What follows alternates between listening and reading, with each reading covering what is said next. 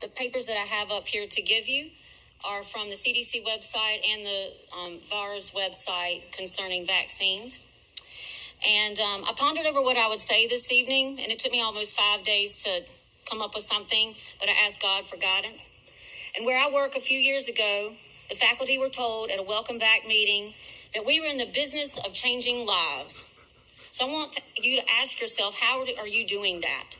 Are you doing this by teaching compliance, or are you doing this by teaching critical thinking to solve problems, where a student is free to conduct their own research in order to have an informed opinion, thus creating a more intelligent and educated future leader?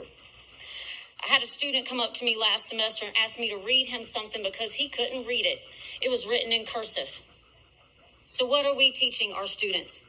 If this person cannot sign their name, how are they going to open up a bank account? How are they going to get a loan? How are they going to sign the back of a check if they cannot sign their own name? Are they going to print? Are they going to make an X? Are they going to make a dot? Again, I ask you, what are we teaching in our classrooms? When you see parents withdraw their children from public schools due to the implementations that you are using and not freedom of choice, you will see a drop in the amount of federal money your school district receives. Then what are you going to do? Are you going to take back how much it costs to redecorate this building in order to pay your salary? How did funding for this serve our students of Guilford County? Or are you going to close schools and redistrict the lines in order to make money off the sale of a property where a school once stood? Is this your goal, to have schools controlled by the government instead of influenced by involved parents who care about their child's education?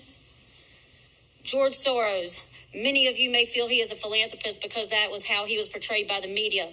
However, in an interview done by 60 Minutes, he said, and I quote, "I do not feel anything for the social consequences of my actions. I am here to make money." Then when he was asked if he believed in God, his reply was no. How many of you are sitting up there today, think about the consequences of your decisions as you make as it pertains to the children of our future? Do you want them to be free with parental assistance or controlled by the government? If you do not stand up and fight for the freedoms of these children after what I just said, you probably will become an enemy of the people. The battle is between good and evil here. Guard your heart and your mind, folks. Your soul is on the line, a battlefield between God and Satan. You have the ability to take with whomever you want or can. How you choose to make a difference with the talents that God gave you and the experiences you have had on this earth is up to you.